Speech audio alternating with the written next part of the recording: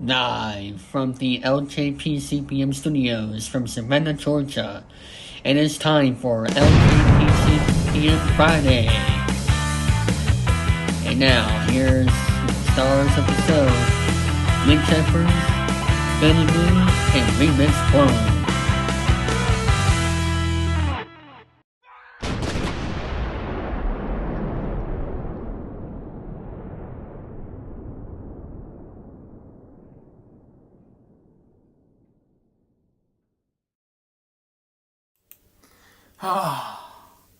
Yep, I screwed up the wrong date. Sorry, David. Thank you, David Fawcett. Let's begin indeed. Hello, people. Sujaro speaking. Welcome from Friday's episode number 427. Joining me this episode is Remix Plum, ladies and gentlemen. After Friday. Yes, yeah, exactly. Get your, oh, God. Anyway, in the chat room, Remix Plum. Anyway, and folks, we got some news to share with you, just depth topics, and of course, I have some to celebrate 5 years, without Jim Lehrer. There'll be 2 parts reception of how Jim Lehrer went here 5 years ago without his passing. I got 2 news reports. One of which about week 2 about wildfires, and then the other one is a joint news report about Nintendo Switch 2 news report. But first, Remix Pump in the news. Remix? Well, as you can see, I posted something funny and everything. Only $69.95 plus shipping. You misspelled shipping wrong. And the popcorn depot. Oh, wow. Yeah, at the Popcorn Depot. Yeah. Wow.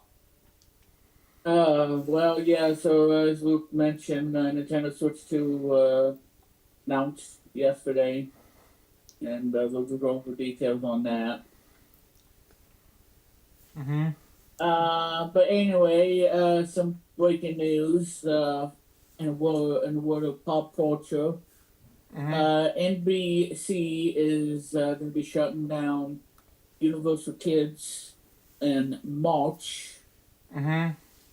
And so for those of you, who grew up with, PBS Kids Sprout and then Sprout and now Universal Kids, well, it's going to be a sad day for all of us, especially coming in March. Which I heard about from a good friend of mine named Zero Ranger Barney. Go ahead. Who's an Instagram the network user. will stop broadcasting on March 6th, 2025. So that's when the TV channel is going to be shutting down.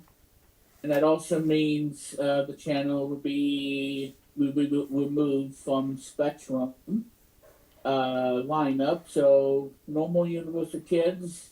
No more. And but yeah, so it all began on as PBS Kids Sprout, and then obviously Sprout as well, and then obviously Universal Kids was the third and final. Which I grew up with on Sprout, PBS Kids Sprout as a kid. I was 10 when PBS Kids Sprout, and before these 4 things, there was called PBS Kids before it was these 3 things.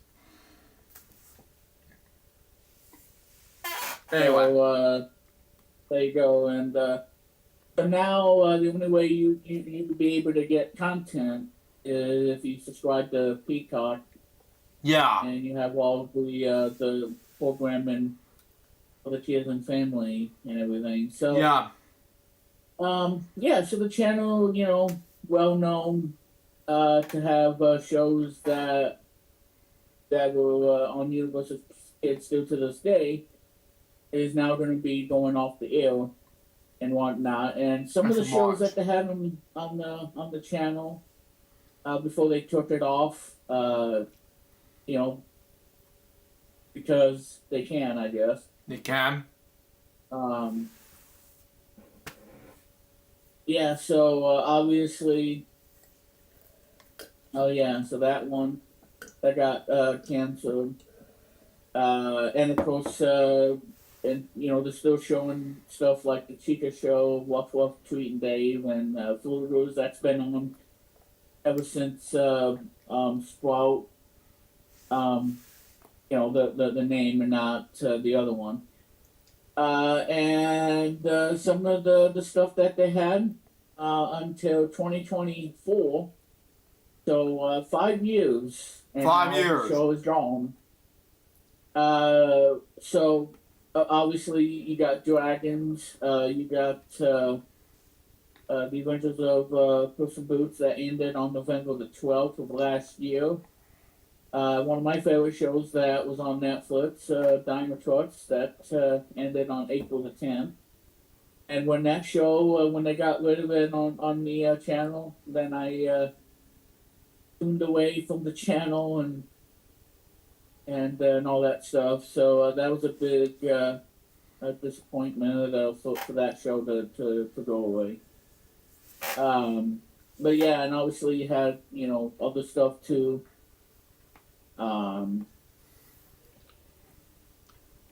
Oh really? I didn't know that was on the channel, and then they moved it to Peacock.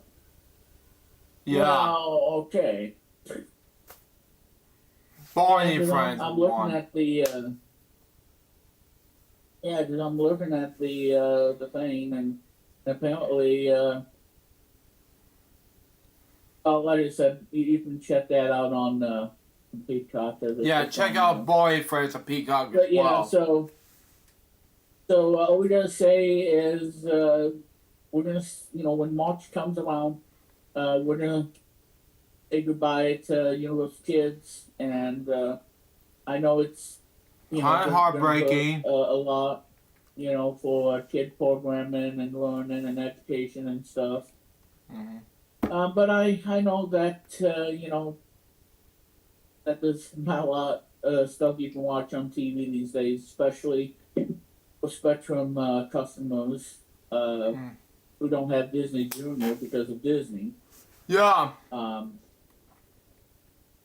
But yeah, so it's gonna be sad. It's gonna be that, sad. But at least you're still gonna have like Nick Junior and all of them, but that's gonna be the only one left. Because again, Spectrum got rid of Disney Junior. It's Disney's fault. Yeah. For Even the though whole, I have money, Disney Junior, being that's greedy and everything. Xfinity's idea. So, being greedy and everything. Being greedy, yeah. Active. But yeah, so Universal Kids is gonna be going away, and that's pretty much that. Mm-hmm. And so the other stuff, like I said, that we're gonna talk about and whatnot, the Nintendo Switch 2, which I'm looking forward to. And I'm gonna say this, that there's gonna be a new Nintendo Direct for April. April 2nd. So I know that there's gonna be a LJPCBM Reacts special. Special event for that. Be look out for it. Coming on April 2nd, but this will be 3 days before I attend a wedding ceremony for Mandy and Seth on the 5th. Speaking of which, and hate to interrupt, but Billy and I will be going to Gainesville on April 12th, which is going to be exciting. Continue. So that's pretty much on that. Mm-hmm.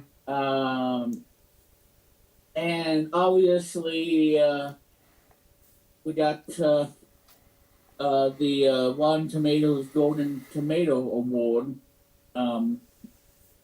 that took place. Mm-hmm. Because 2024 was, a great year for some movie studios, but Disney in particular Yeah, they kind of crashed and burned. Crash and burn. And I'm whatnot. more of a. I have the Disney Plus subscription, but it was all new for all of us, folks. Some of them, nah, we still happens. So anyway, so the best movie obviously went to Dune Part 2, Mm-hmm. beating out the other ones like Inside Out 2 at number 6, number 7, Love Lies Bleeding, which is also a name of a song by Elton John from the Goodbye Albert Road album. Wicked number 9 and number 10, obviously the movie that I love so much, and I'll be getting a 4K Blu-ray copy. That is Wide Robot. So the best wide release movies went to Dune Part 2 again, and obviously Wide Robot at number 10. I think I disagree with Dune winning back to back because it should be, But like I said, I'm gonna be happy nonetheless with the whole thing.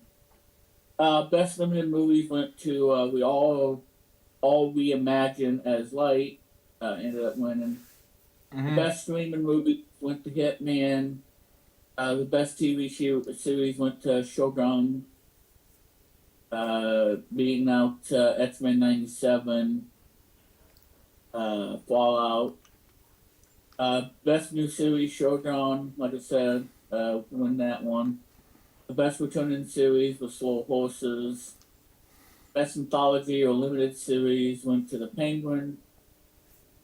Now, Lou, you're gonna love this. Fan favorite movies. Rotten Tomatoes, Golden Tomato. They give it to Wicked. Wow. Beating out Bad Boys, Ride or Die, Deadpool, Wolverine, which I thought was a really good movie. Yeah. Inside 2, and all that. Best action adventure movies. They went with Monkey Man. Ended up winning. Now this one I am gonna twist my nipples because I am happy about this. The best animated movie, and rightfully so.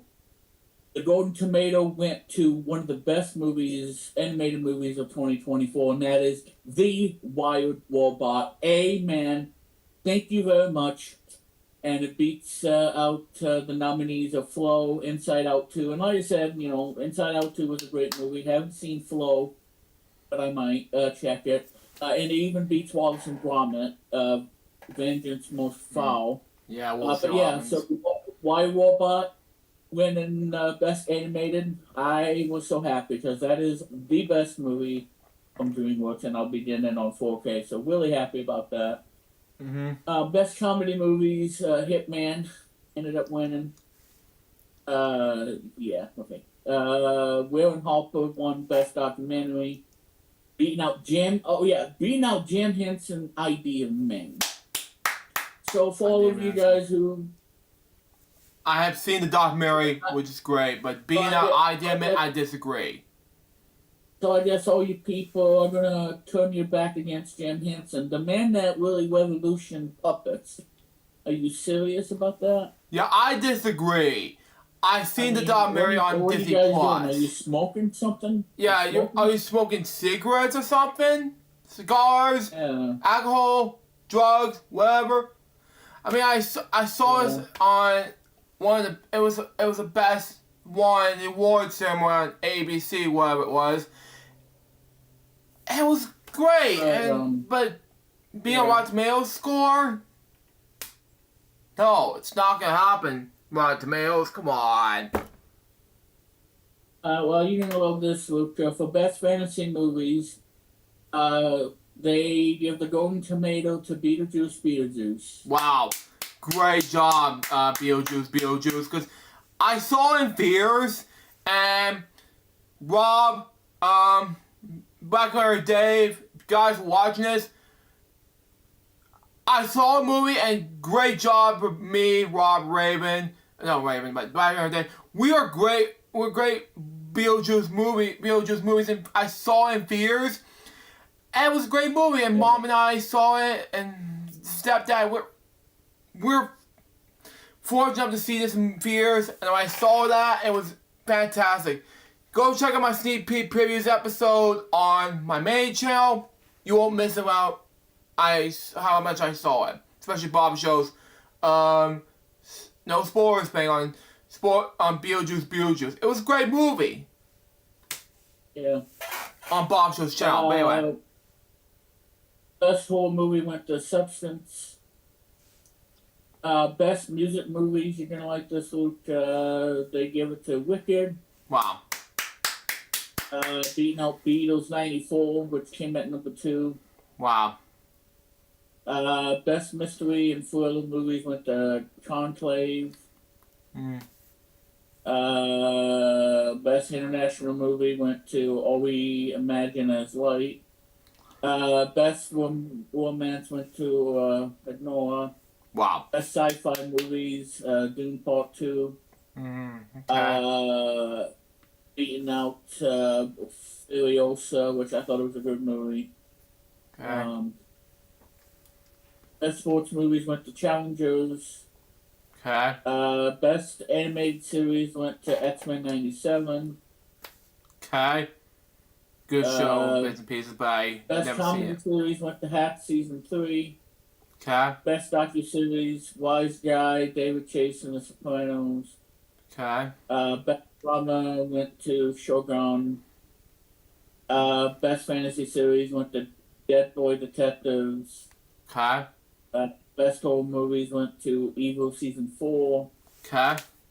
Best mystery and thriller with The Penguin. Okay. Best romance series, Heartstopper, season number 3. Okay. Best sci-fi series went to Fallout. Okay. Beating Doctor Who.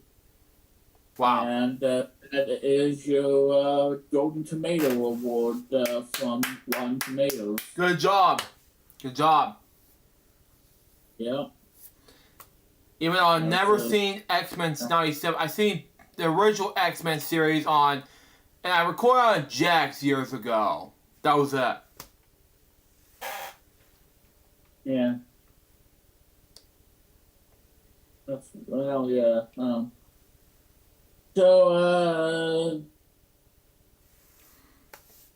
Okay. So, the last thing I probably want to talk about, because I'm not sure if I'm forgetting something. Okay. Because I do forget a lot of things, folks. You do. Just have to. I do, but, that's just how I am. But, anyway, a brief rant. Yeah, so, as you guys know, I am a Microsoft Office user. I've been using it all my life. And then using ever since 2016 or so. Been using Office. Well, it was called Office 365, and then they renamed it Microsoft 365. So ever since 2016, I've been paying $6.99 a month.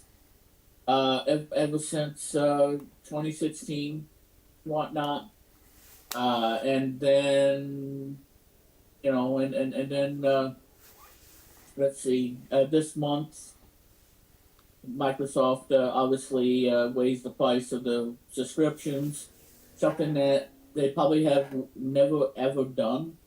Wow. But they did.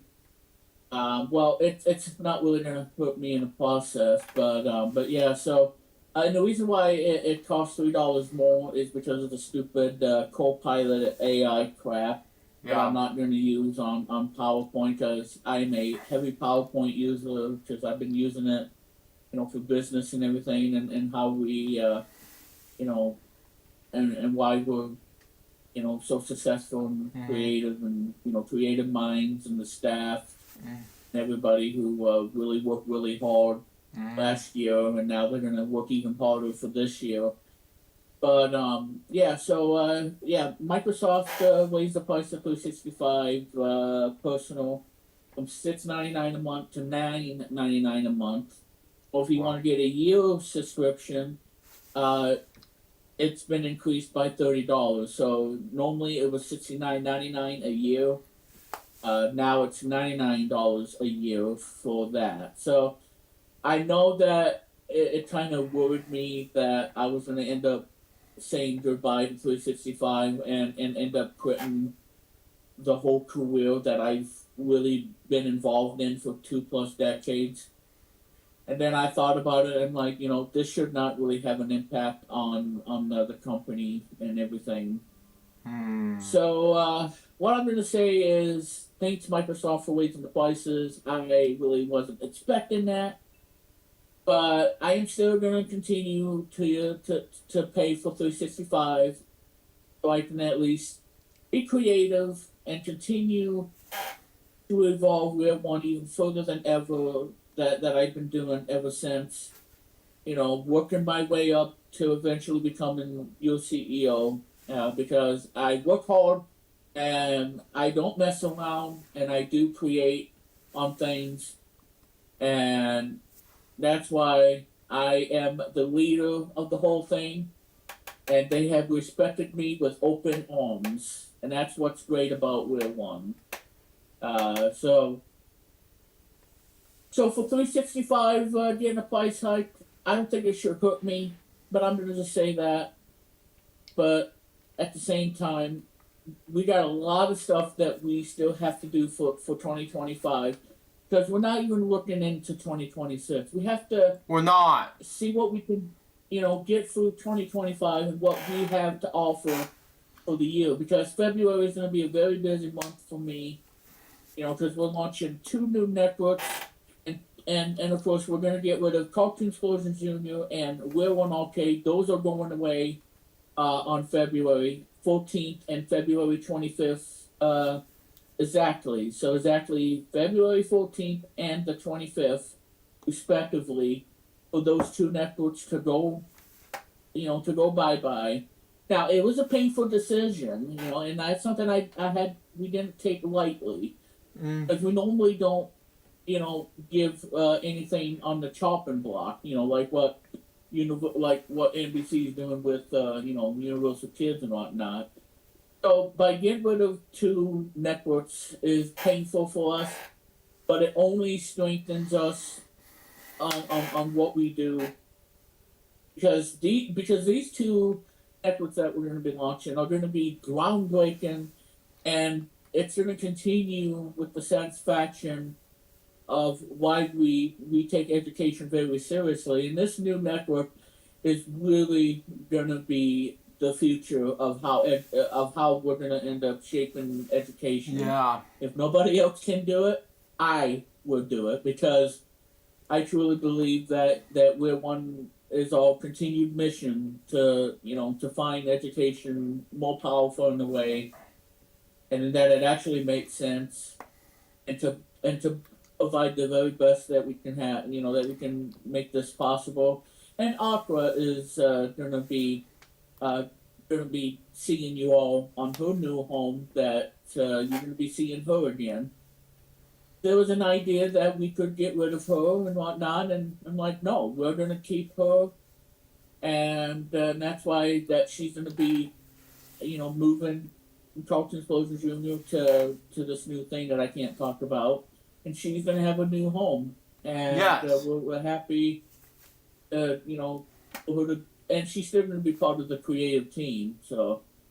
Because if we have gotten rid of the mascots and everything, that would really kind of destroy us in a way of what education really is. Because we don't want to have a faceless mascot for the whole thing. Because, like I said, I can sit there and talk about it and whatnot, but I simply don't really have the time to talk about it. But all in all, folks, 365. I wasn't surprised that Microsoft was gonna do the whole thing with raising the price of 365, and my mother's okay with it, and so I guess I'm okay with it too. Like I said, I have one that is still unopened, and because like I said, I usually don't do the whole activation thing or renew it to like whatever, because Wow. Because mine's not going to be till like May 1st of 2025. Yeah. And when I enter in this code and whatnot, I'm going to be able to have I'm going to be able to have 365 throughout 2025, and then that means I won't have to buy the 365 thing till probably during the holidays, but it's going to be $99 instead of the $70 that they normally charge you. Yeah. So I'll put up with the $99, even if I can't get what I want. It's just where one comes first to me, as I'm the CEO, and it's my responsibility, and we're gonna continue with the legacy because I am not gonna step away from where one and just forget about this whole thing because I've been doing it for a very long time, and I am going to continue to pay for 365 until I decide, well, you know what, enough is enough. I'm going to go to Microsoft Office 2024 home because Publisher is going away. So Microsoft's getting rid of Microsoft Publisher that I've used for advertisements and everything. Yeah. But now that I have a Mac Mini and 2, I can do it all in Pages because Pages will let me do all that. I mean, I'll have to get used to it though because it's not Microsoft Publisher, but I think it's a great piece of software for Apple that I can create advertisements for Wheel 1 and everything because that's what Publisher is all about. Publisher is all about, folks. Yeah, but yeah, so all I can say is that I've been using PowerPoint ever since I went to my local library. Probably won't mention the name of the library, but it was a local library that I went to every day when I came home from school. And then I used, their computers running Windows 2000 Professional, which I thought it was better than Windows ME. Yeah, ME, yeah.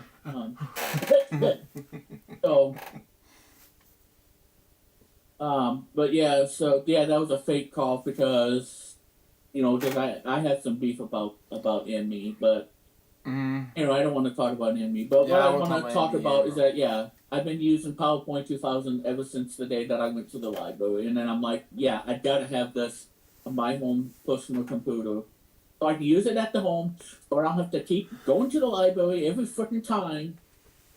Not gonna drop the F-bomb. I know. I'm not going to drop no F-bombs because, this is a family-friendly show that we created. Ever since 2014 of June. And then the other day, I have someone at the Jake's Having Nostalgia show chat around and said, did you, I didn't know you create a podcast show. I'm like, this is a thing inspired by Robin and Jim, who got me to do this whole thing, inspired by Vlog Weekly. If you want to just one of the people who's in the chat, who's bought advertising that my post for advertising this on Jake's Having Nostalgia show, you know who you are. If you don't know what Jake's Having Nostalgia show was, folks, it's my friends Jake and Chris Bixby, haven't announced his last name, who are fans of The Wiggles, Barney, Sesame Street, you know you are. Especially some shows that I hate so much who are preschool related, or best known for who are interviews inspired by Purple Rose podcast, hosted by Carrie Stinson, which I reacted to on LJPCBM before, but you know who you are. And Jake's Having Nostalgia show is basically an interview based on two people, originally 3 or 4. But now it's to 2 now. But you know what I meant by that. I reacted to like 10 episodes of Jake's Having Nostalgia show out of 270 plus episodes of Jake's Having Nostalgia show now. I'm gonna have to catch up doing that ASAP. If you watch Jake and Chris, it's for you. But anyway, continue Remix.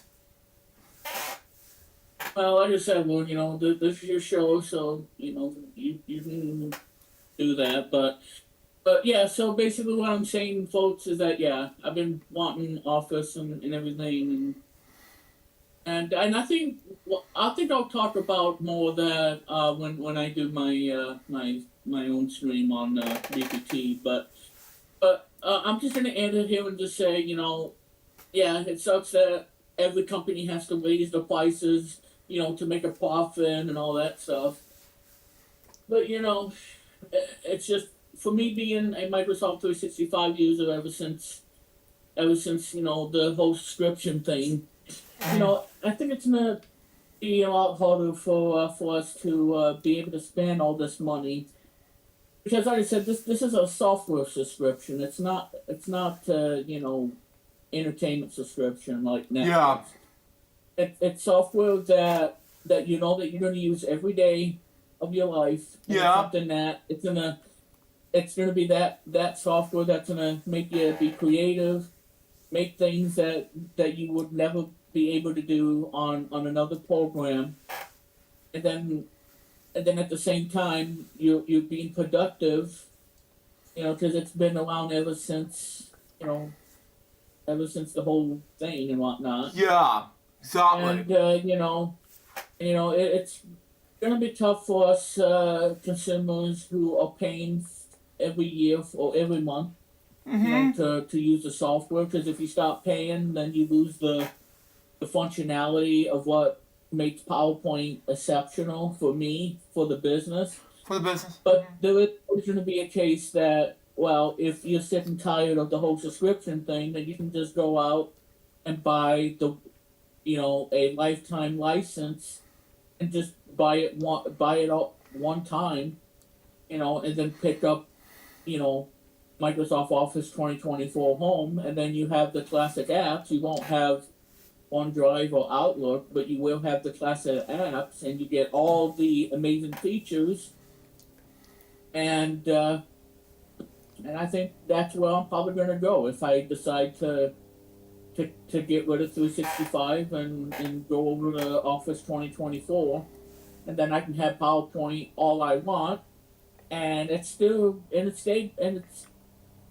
okay, and it's still going to be 100 and whatever, because you pay the software one time, you enter it in, and then you got PowerPoint on your machine, and you get to use it as much as you want, and you don't have to worry about paying no fees every year, and that's why it's called convenient, and I think it's the most convenient thing for us people who get on with their daily lives and they use the PCs. Now I know Macs are the same way too with iWork stuff like Keynote and Pages and Numbers and all that stuff. But No. PC really, well, I know before the Mac because the Macs really did it first. Okay, that But makes sense. and this is why productivity was invented by a PC. Okay. When they brought it over to Windows in 1990, it really took off Right. of how we use computers today for productivity. Mm-hmm.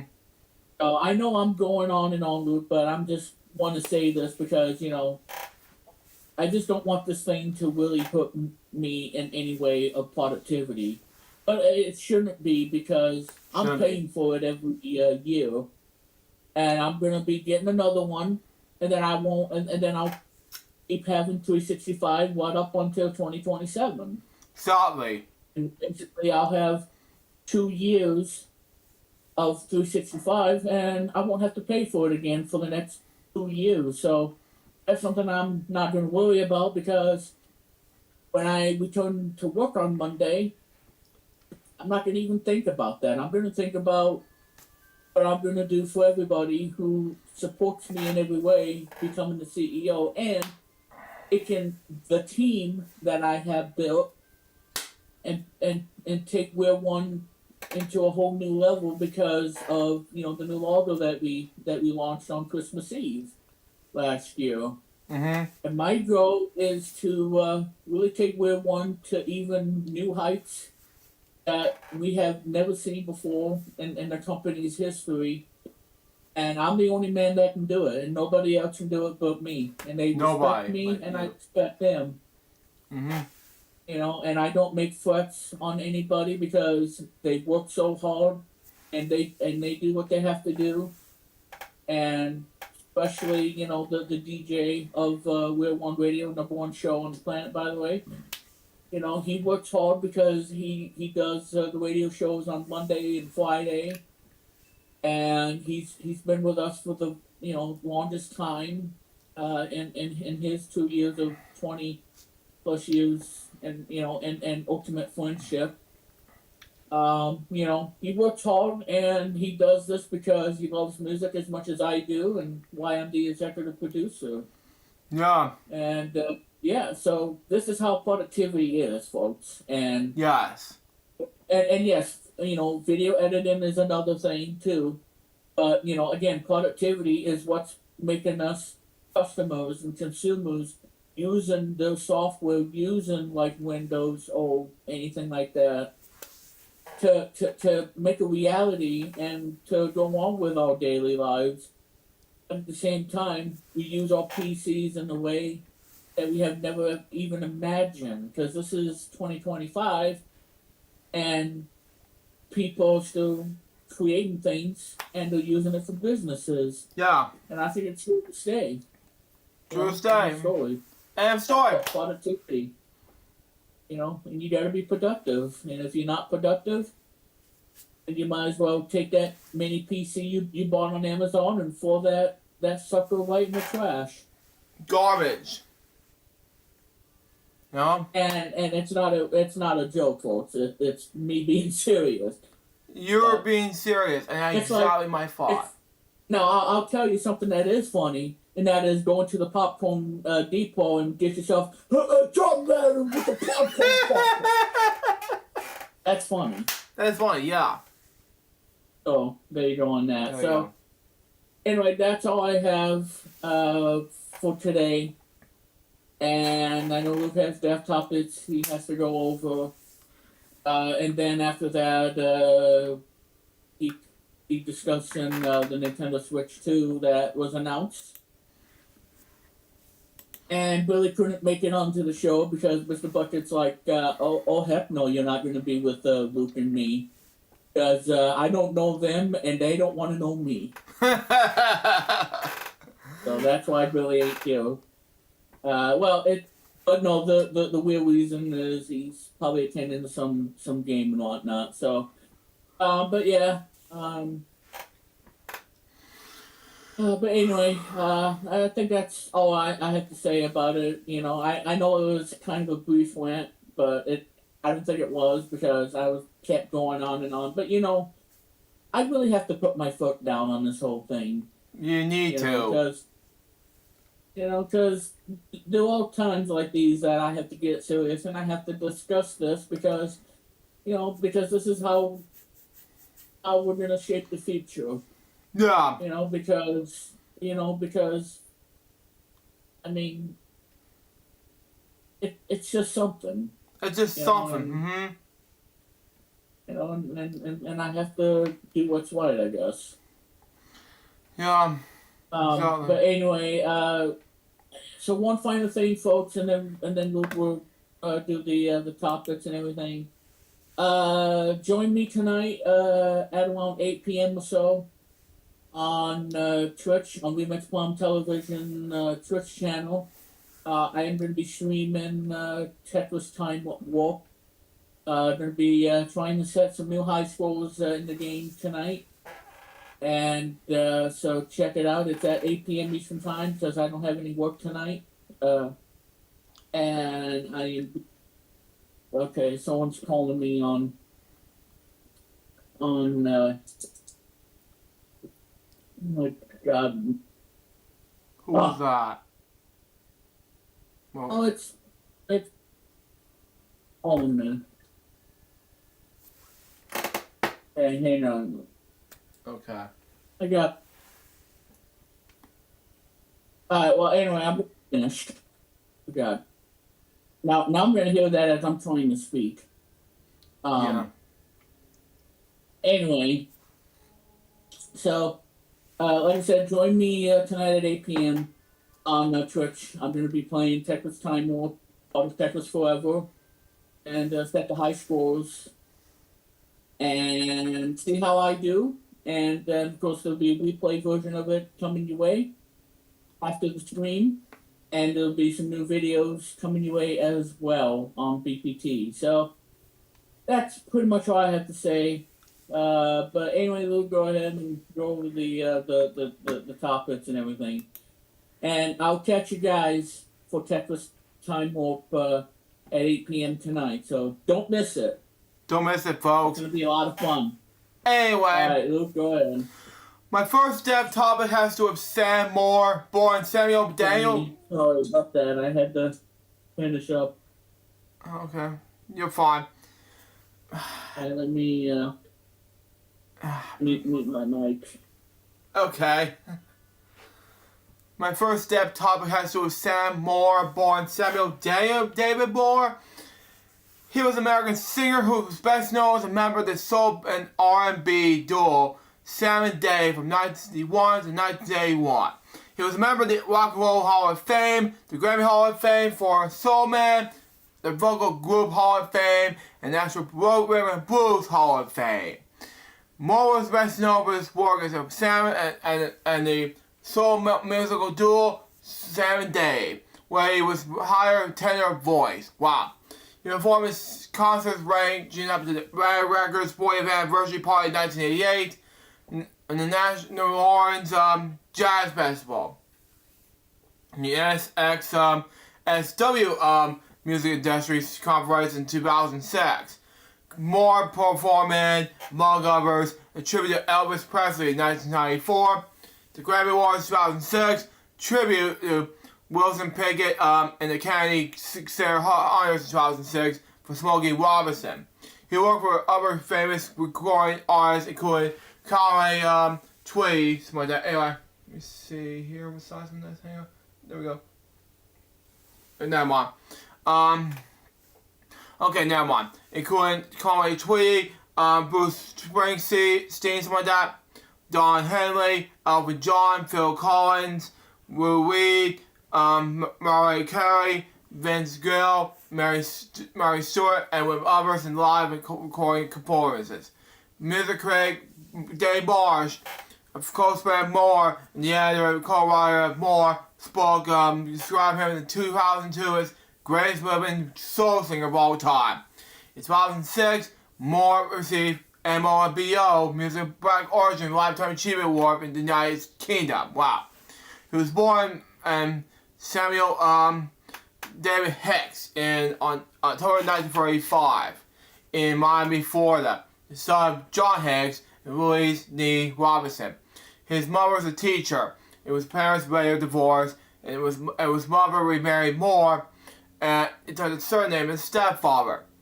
And it's said that he was followed the example in respect to his father, was described as a tireless womanizer, something like that. And while still at school, banned free of the teachers, something like that.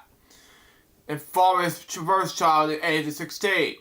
He survived being shot in the leg by a jealous husband. He also sang in the Baptist church choir and the gospel doo-wop groups. 7 Dave years. Sam and Moore and Dave Potter were both experienced gospel music singers, having performed separately with groups Sensational Hummingbird and Lehrer. They met at the Kings and Hearts Club in Miami in 1961 when they were discovered by regional producer Henry Stone and were signed to the Roulette Records with that. After Myers' success Roulette, they were signed by Jerry Roxford Atlantic Records in 1964 and were rolled out to Sax Records to produce. Record released their albums.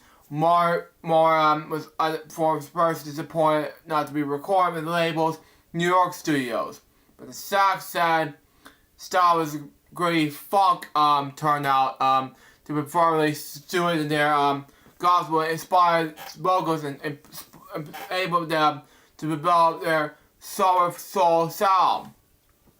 The duo's 1965 single, You Don't Know How Like I Know, stars a series of 10 straight top 20 Billboard R&B hits that include Hold On, I'm Coming in 1996, You Got Me Humming a Night in the same year, When Something's Wrong with My Baby in the same 1997, Soul Man in the same year, and I Thank You in 1998. Soul Man was a message by Black Embarrassment, written by Isaac Hayes and David Porter, by labels House Band, Booker T, and the MGs. Was a huge hit in 1987 and received a Grammy Award for Best R&B Performance. In later years, Moore said that the song was about segregation, and liberation. It was covered by many other artists, including James Brown. Wow. Most of his were written by Hayes and Porter. Most of their recordings were backed by Hayes on piano, Booker T and MGs and Mammoth horns. Between 1985 and 1988, Sammy Davis' string of feature hits, including You Don't Know What I Know, I Thank You, and Home on a Common. The progression of high energies like that, and the revival always ready, okay? Whom they toured Britain and Europe in 1997. The history of Saxon describing them as a double dynamite. At the peak, they have their own plane. Tour with a 16-place band, and they encourage 35 and about average 28 shows a year. The Daniels are associated with the Sax record label, and their Franklin Valley relationship contributes from that to their first breakup in 1969. Moore moved to New York music scene when he was introduced to heroin and cocaine. Wow. Between 15 years of addition. 7 days performed there most of their 70s until 1981. Enjoyed a brief gradations of probably after the Blues Brothers recording of Soul Man in 1979. The last performance together was on December 31st, 1981. The old Woodruff in San Francisco.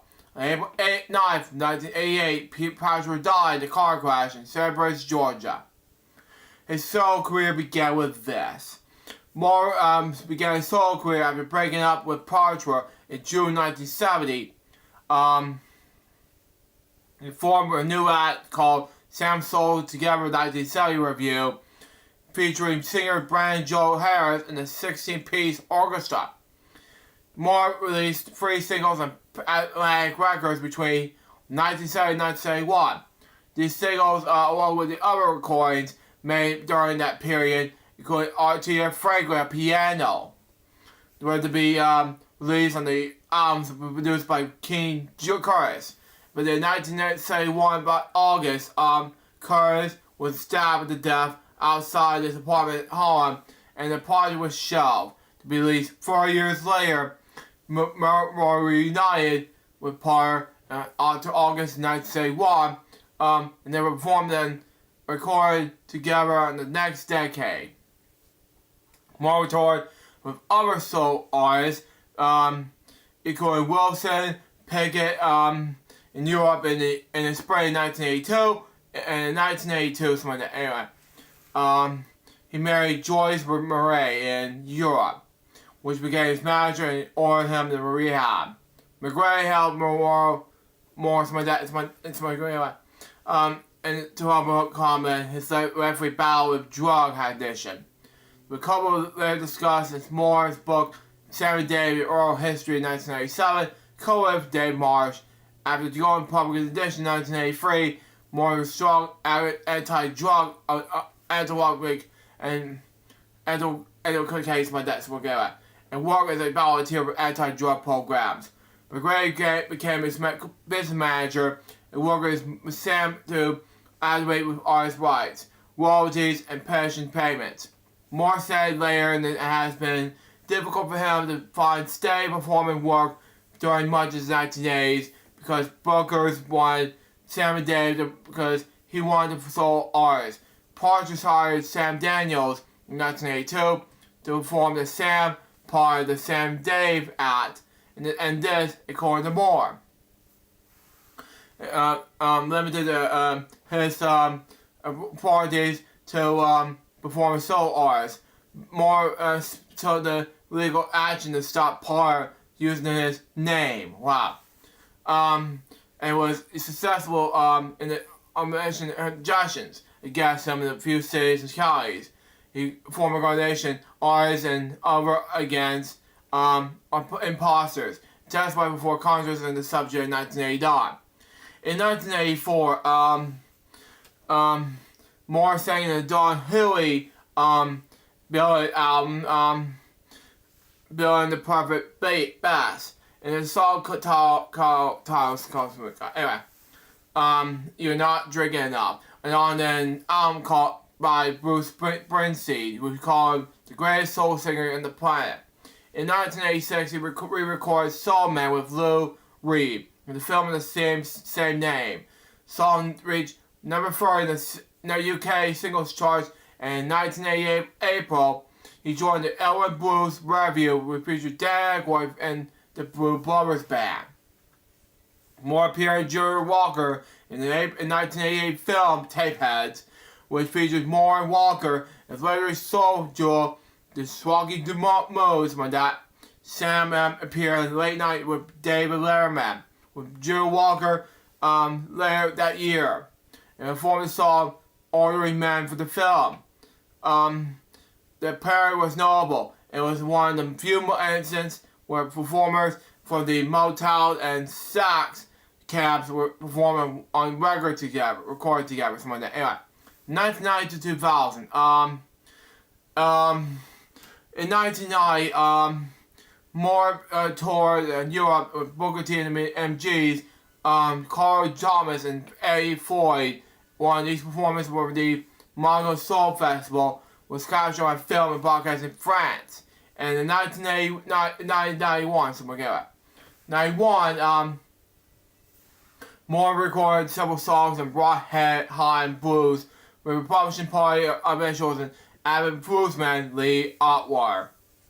And he also was given a Pioneer Award by the Living Blues Foundation in 1991 to recognize his lifetime contributions to music. Moore as a professional part was inducted to the Rock and Roll Hall of Fame on January 15th, 1992. Moore brought Hayes and Poor on stage in the ceremony to recognize the contributions to his poor songwriting and producing partner, something like that. Anyway, he also brought Davis Parr Jr., his Davis eldest son, the ceremony to recognize his former singing partner. Shortly after the edition, Moore announced plans to record a solo LP, featuring duets with Bruce Springsteen, like that, Phil Collins, and others. And the same year, 1992, Moore recorded several songs with Springsteen for his Human Touch album. Moore also had a hit for 1994 from the Conway Twitty duet, Rainy Night in Georgia, my home state, anyway. Moore continued to furore for the 90s. It could release I'm a Doorman in 96, the Soul Man lyrics rewritten. Professional candidate Bob Dole to play the ball at rallies. The owners of the publishing rights of Soul Man did not agree to the claim that it was a fair use of the song as a parody, which forced the campaign to stop using it. In 1998, Moore appeared in the movie Blues Brothers 2000, playing the role of the Pat Reverend Morris, following the childhood dream of the Beach and the Preacher. Sang Join the Rivera in 1999. Soul Man was inducted into the Grammy Hall of Fame for recognizing timeless classics. 2000 to 2010. In 2002, Moore solo album playing Good Lovin', recorded in 1971, but never released. Finally released in the recorded Shores. Wow. The album was produced by King Curtis and featured Artia Franklin on piano. It was released a 4-star review on USA Today. And same year, 2002, Moore starred in the D.A. Pioneer directed documentary with the strong survivor of Miramax films. The film was selected for both the Canadian and Sunny Film Festivals in 2002, and the film more recorded his previous drug use. 2003, Stocks Museum opened in Memphis. Sam and Dave featured policy that the film made for the museum, Soulsville, and was on the prominent wall display, video display. In December 2004, Rolling Stone magazine named Soul Man one of the five greatest songs of all time. Wow. Moore was a feature in the guest performer of Bruce Springsteen's 2003 Australia Park Christmas shows. Okay. In the same year, Moore was featured in an episode of the Legends Rocks TV show produced by Megastar Entertainment. On August 2006, Moore released his first solo album, Overnight Sensational. The album was produced by Ray Jackson and features Sting, Mariah Carey, Bruce Springsteen, John Bon Jovi, Fantasia, and 20 other guest stars produced with the label of Royal Records. Overnight Sensational released positive reviews, most notably for song You Are So Beautiful, which featured more Billy Springsteen, Francis Monette, and Eric Travis Monette, released a Grammy Award nomination. In 2008, Moore sent a cease and desist letter to a Barack Obama campaign to stop his song on a comment being used as a rally for Obama's personal campaign. In January 2009, Moore performed the Sting and Elvis Costello with the Creative Coalition's presidential election ball for Barack Obama. In December 2008, Sam and Dave, the original Soul Man DVD was released in the United States, featuring volume performance of Sam and Dave from 1966 to 1980. February 2009, Moore filed suit against Bob and Harvey Weinstein, producers of the comedy film Soul Man, claiming that the story was based on the careers of Sam and Dave. The case was dismissed in May 2012, but the judge agreed that there were board's similarities between Moore's life and the film. It was noted that Moore was not named in the spot in the film. The Rock and Roll Hall of Fame's 25th anniversary concert held at the Madison Square Garden on October 29 and 30th, 2009. Hall of Fame inductees 1992 Sam Moore performing the Sam and Dave hits Soul Man and All Uncommon with Bruce Springsteen and the E Street Bands from the era 2010 to 2025. On November 22nd, 2013, Moore performed the tribute concert for George Jones in Nashville's Bridgestone Arena, something like that. On April 4th, 2014, forget it. Sam Moore released They Killed the King, a tribute to the song to Dr. Martin Luther King Jr.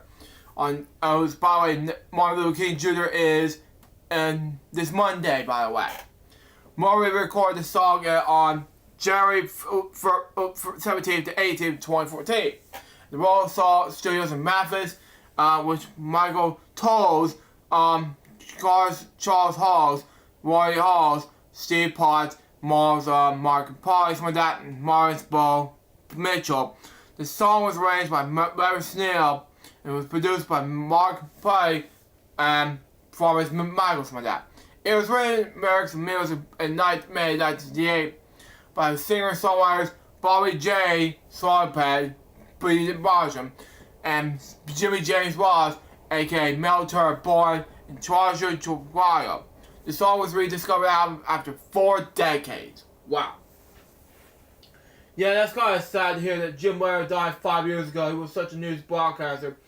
Yeah, I hear it, Chris and Nick. Yeah, I hear you. Yeah, it makes sense. Yeah, it was heartbreaking this coming Thursday. Anyway, yeah, it was heartbreaking, you know. Anyway, on January 19th, 2017, Moore sang a rendition of America the Beautiful, and the upcoming President Donald Trump's original concert in Washington. Wow, okay. The performance, Moore saying it was an honor to be a part of the ceremony, and was not given the pressured the left wing and advertisers to cancel the performance. On September 1st, 2017, at age 81, Morris performed live in the Royal Albert Hall, BBC's Proms in London, with George Holland and the Rhythm Blues Orchestra in the tribute concert for 50 years of Stax Records. Wow. On January 6, 2018, Morris performed Soul Man live along with Mike McDonald at the NAMM show in Alameda, California on the Yara Grand Stage. In 2022, Morris joined Bruce Springsteen and the soul covered the album's 2 songs, Soul Days and Not Forget to Be Your Lover.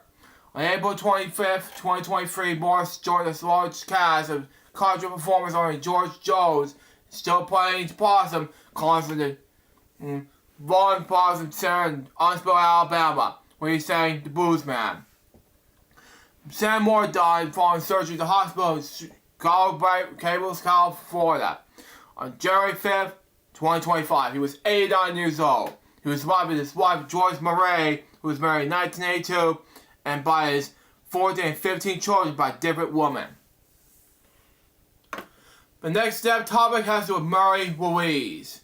Born Murray Louise Willett. She was an American actress, best known for appearing in 4 Stephen Sondheim musicals, okay? She was most famous as Beggar Woman and Sweetie Todd. Born... I just wanted to say, Sam Moore died on January the 10th, not the 5th. I did not say 15th. I said 10th. Well, no, you said the 5th. I did not say 10th. I did not say 5th. I said 10th. Okay. Continue. Okay. Born April 15th, 1944, okay? Early in his career, she was still known as Murray Willett, something like that. She played film in the original cast of Gatsby, 1959, something like that. Anyway, eventually she moved up to the lead role of Dante June, something like that. Playing much in the Broadway role run on the first national tour, something like that. Louise returned to Broadway in comedy in 1970 as Susan, something like that. Anyway, anyway, I don't know what I spoke. Anyway, her biggest success was Beggar Woman and Sweetie Todd, the Demon Robert the Freak Suite in 1979, for which she won the Drama Desk Award as Outstanding Featured Actress in the musical. However, her ragging crazy performances not perverse in the video recording, as she was not a member of the national tour, was videotaped. In Into the Woods 1987, she was playing in Victoria roles. The original Cinderella's mother, the patriarchal granny of Red Riding Hood fame. Non-seen ritual giantess, okay?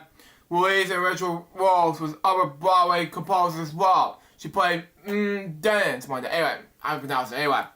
And Jerry Harmon, I can't pronounce this, sorry. Law Glaze, all boys, from that. Anyway, in 1983. And Molly's mother and Carl's mom, something like that. Kissed the Spy Woman in 1993. And Walsh played London's West End stage play in Toronto and on the national tour. Off Broadway, she credited the roles as Sadie McIntosh in Charlotte Sweet in 1982. Regularly, she was an acclaimed actress in classics by Shakespeare. Called off and announced it, sorry. Mugler, I'm sorry. Pinter, X-Men, Shaw. The cast of Broadway show, television show, along with some of regular friends, created a game based on the Murray Louise entitled 6 Degrees of Murray Louise, which is based on the 6 Degrees of Kevin Bacon. Except for the anyway, gradually used Broadway musicals in place of movies of like 2 performers. Wow, okay. Her all-camera work is limited, most notably appearing in the televised production Into the Woods, and a documentary about recording the original cast of album in the comedy. She has some guest appearances on shows such as Law and Order. Her last production performances include Florida Central Science or something like that, and Cabinet. Anyway, arm feds and a little night music. Lady Harmsworth and Elizabeth Rex with Nash Spoo, Fear Company, and Jeanette and Full Money in Massachusetts, and in New York she appeared in Luke. Oh, Luke Yank? Okay, whatever. Getting serious here. Award show, winning show, The Jesus Hickey in July 2007. Louise died on January 11th, 2025, which is last Saturday. She was 9 years old. The next topic has to do with Robert McGarry. Born Robert McGarry Ward, he was an American actor. He was perhaps best known for playing the recurring role of Fire Marshal Dobbins in the episode American sitcom television series Cheers. Born May 4th, 1945 in San Diego, California. His stage career was including numerous major roles in Shakespeare festivals, major roles in companies such as Los Angeles Civics, White Opera, Hollywood Stage, and Playwrights Organizations like that, among others. McGarry began his film and television career in 1977, appearing in television film Panic and Echo Park, something like that. Anyway. He then appeared in sitcom television series Operation Pentecost. He also guest starred in television programs including Cheers, Roseanne, Life Goes On, The Drew Carey Show, Soy Susan, Fire, and Freeze Company. He also appeared in two films, such as Cutting Glass, as Mr. Kaufman, something like that, and The Master of Disguise. Okay? In 1983, he was cast in the summer stage production of My Fair Lady. He retired in 2011. Last appearance in the actual television documentary sitcom Parks and Recreation. He lived in North Hollywood, Los Angeles with his husband, Luigi Caparoshi. He died of coagulation with dementia and 2 strokes in his home on January 12, 2025. He was 79 years old. The next topic is Jacqueline Beth Ferry, better known as Jackie Ferry. She was an American tour manager and veteran of the 1990s music industry. She was associated with artists including Nirvana, Lemonheads, John Spencer Blues Explosion like that, Elliott Smith, and Stereolab. Close to late Kurt Urban and Courtney Love. Frances Bean Carbon's first nanny. She was born in New York on May 6, 1966, and raised in Sabian community. She began her music industry career in Homestead, and later worked in the production in Epic and LA Records. She was hosted of Super Rock, which aired on MTV in North America on Europe from 1995 to 1997. She was diagnosed with a rare cancer in 2003 and died of commissions of lung disease on last Sunday. She was 58 years old. The next topic has to do with Lynn Taylor Corbett. And this is a long one. Let me say this right now. She was a American choreographer, director, lyricist, and composer. Wow. She was born December 2nd, 1946 in Denver, Colorado. Okay? And she grew up there. Area attended Littleton High School. She gained up the first exposure to dance through her mother. A pianist with ballet classes. She left Colorado for New York City at age 17. She eventually found work at the usher in New York State Theater, where named David H. Koch Theater in 2011. Home to the New York City Ballet. Story before joining the Alvin Alley American Dance Theater, where later as a choreography career as part of the company's Women's Choreography Institute, my dad. She would be career ballet players with Edge, inspired by her experience at the organizations while touring the Alley companies, my dad. Prior she was Part of performing in the Middle East and Africa following the Six-Day Army Aerial War in 1957. She also danced and choreographed for small ensembles for that. The Dance Beer collection, where her work gathered enough attention to draw increasingly for that. Previously, commissions proved the 1970s and into the 80s. Wow. Into the mix while was during the attention of the director of the American Ballet Theater, something like that. She worked in theater and film, mostly created in the choreography of the 1984 dance classic Footloose, and also choreographed for dance comedies, both ballet and modern. She was also a principal guest choreographer for Carolina Ballet. She choreographed for dance in the film called Great Cooperating Gothic. Okay? Oh, is that a film? No, it's not. Okay. Except the music of Louis Mark Gottschalk. Okay? For the American Ballet Theater, which prepared the work on Miami on January 1982. She also nominated for the 2000 Tony Award, Best Direction in Music, Best Choreography for the musical Swing. She also received a 2000 Drama Desk Award for nomination of Outstanding Choreography that year. Her recent stage work includes Best both directing and choreography musical My Vaudeville Man, which was an off-Broadway in New York theater comedy from November 2008 till January 2009. Wow. She received a Drama Desk Award nomination for Outstanding Choreography with her collaborator, Shai Wally, for My Vaudeville Man.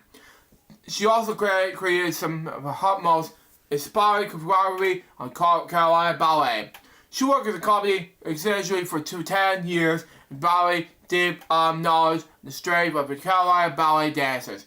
She also paralyzed herself in the North Carolina's Triangle region. In North Carolina, Lynn was best known for recognized for lovely crowd-pleasing Carolina Jamboree. The music by the Red Clay Raveneers, a North Carolina bluegrass band like that. During the live performance of Carolina Jamboree, the Red Clay, the Carolina the Red Clay Rambers like that. Anyway, will also urged with the professional dancers like that. Anyway. Then wanted the local music to be a solo of her work in Carolina Jamboree. This is clearly represented by the having a live band elevated the stage with the dancers. The intermissions of the piece are even choreographed ballet musically. The Red Clay Rammers play interludes with avid audience and dancer coordination. Creative Carolina Ballet received rave reviews. Wow. It was the revival of Carolina Jamboree in 2014, both at the Ballet Memorial Auditorium and the Durham Performance Arts Center, DPAC for short.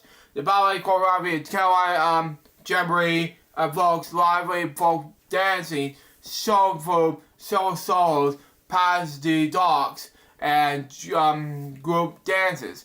The Red Rocking Chair female soul is deeply moving and is put the depression by that. The mother who has lost her newborn. Wow. Lynn's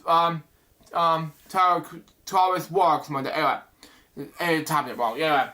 Work in the Carolina Jamboree carries a strong sense of nationalization towards American dance. The ballet is split into 3 acts. The first, obligation stories. The second, mystery of Neil Crosby. And the third, field sex.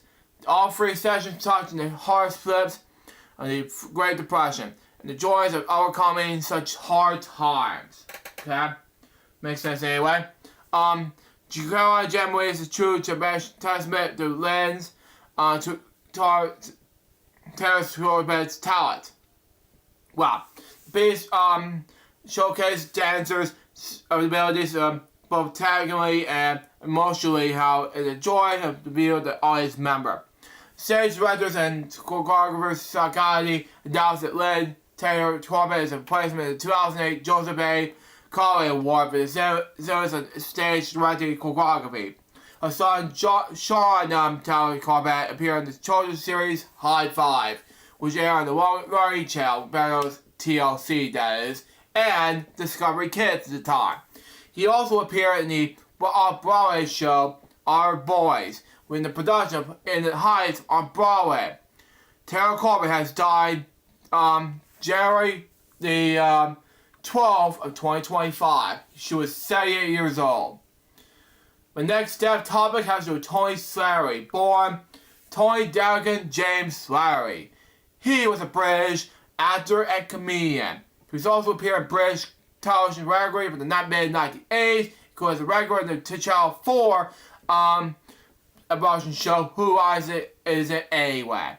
His series of comedic film work was including roles in Quiet Game, Peter's Friends, How to Get Ahead in Advertising. Born November 9, 1959 in Silverbridge, London, including working-class background, the fifth and last child, Quebec Irish immigrants, like that. Anyway, Michael and Margaret Slattery. In April 2019, Slattery revealed he had been repeatedly, I'm not going to say the S word, sorry, abused by a priest in the age of 8. Wow. He had never been told by his parents. He believed the event that contributed to an unstable character that later in his life. He was educated at Geoffrey Boys Grammar School in West London and was won the scholarship to read modern visual language at Trinity Hall, Cambridge, especially French literature and Spanish poetry. He held a black belt in drama, represented England internationally for under 15s. Wow. At the University of Cambridge, Slattery discovered love with Peter, taking different delight in making people laugh. Wow. He met Stephen Fry there, who invited him to join the Cambridge Footlights.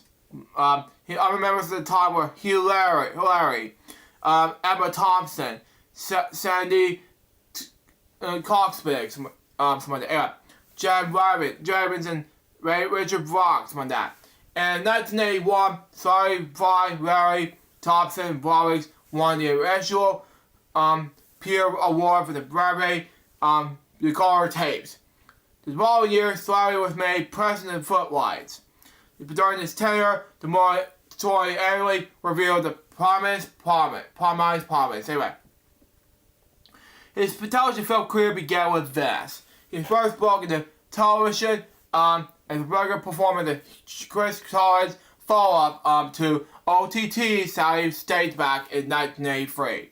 While also appearing for children in the Behind the Bike Stands, he was in the Saturday morning show TX, and in 1988 he appeared in the first series of the comedy Russian show Whose Line Is It Anyway? Quickly became a regular performer in the show. And in 1991, he and fellow Whose Line regular Mike McShane started their own professional comedy series, SMM. During the 1990s, he was also a regular guest in the comedy panel show, I've got news for you, in the TV version of the quiz show, Just a Minute.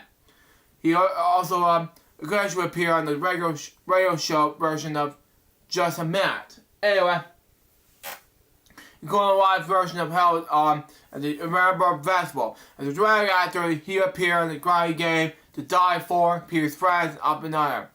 And the Wet Tackle in 1999 is Little Ted. And in the 1980s, he became a film critic. Wow. Presented his own television show on British television, Saturday Night in the Movies. He also appeared in the ITV sitcom That's Love with Jerry Mulvall. Other TV appearances include The Music Game alongside Richard Vanch, as a regular guest on Ruby Black's and Clive Anderson's chat shows. Anyways, he also was a regular guest in the Comedy Store Players and both the Comedy Store in London on tours. In 1990, Suarez appeared as a contestant on Kudu, facing off against David Yep. From 1993 to 1994, he was a host on the game show Trivia Post Show, something like that. And in 1992, Suarez appeared in the film Carry On Columbus. In the same year, he also appeared in the series Dead Ringer, filmed for the Operation Round for the Corporation Factor. In the same year, Suarez appeared as contestant in the Channel 4 show Games Master. And in 1993, he also starred in the ITV sitcom Just Gladio. His later appearance began with this, okay? Personal problems of Lehrer social Gladia's career, leading the reduced profile. He made his last appearance on Who's Lying Anyway in 1995 due to his extended periods of illness. He undertook only occasional television work from the mid-1990s to the early 2000s. He reappeared in Red Dwarf in 1999 as the voice of Ray Van Machine. And in 2005, Zari appeared in the TV film Head of Class with Joey Walters. But anyway, played G.I. Alan Hayes in Series 7 of Bad Girls, and made a cameo appearance in ITV's Life Begins. Okay? The Day for Maggie, played by Corey Quinn. He won a celebrity edition of the game show Weed's Lake, defeated Vanessa Fells in the final round. At the end of the show, he announced that we would donate his prize money to Charles Higgins Trust. And in December that year, he joined the Ron drama series Coin Street as Eric Toffer. In April 2006, Charlie appeared on Grubby Old Man BBC Two. And in 2007, he played Tom Aldristle at the feature film by Georgia and the Back in the South. And as a Ken, the Brisky, the Robin Hood episode, Show Me the Money. That year, Sally also joined the ITV series Kingdom and the regular cast member, playing the eventual Cindy Snell, which returned for the Spurs series in 2009. March 2011, Sally appeared in the reunion special for Who's Lying Anyway, alongside David Williams, Josie Warren, Clive Anderson, Harvey Carr, and Neil Bagari with the BBC Comic Relief and the 24-hour Pale People. Documentary about his life. In April 2019, anyway, an interview with Sally was published in The Guardian, which led to the publication of the television documentary. In 2020, Sally's partner Mark Huston was featured in the edition of BBC Horizon series entitled What's the Matter with Tony Hilarious about that. Anyway, in the detailed explanation of mental health, called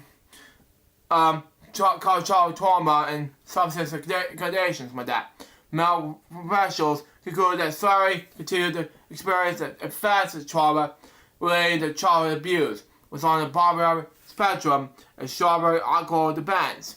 The professionals advised Sally of the steps to take to improve his mental health and his personal well-being.